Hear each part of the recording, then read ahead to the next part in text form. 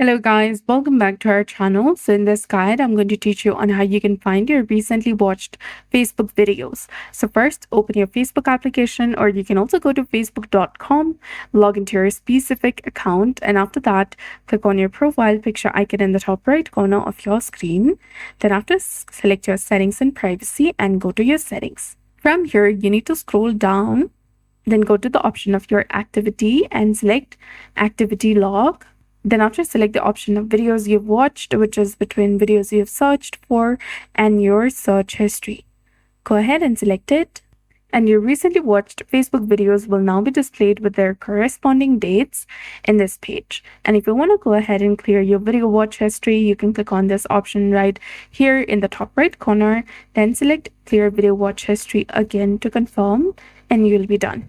So that's it. I hope you found this video helpful. If you did, please like, share, and subscribe. Thanks for watching. We'll see you again in the next one.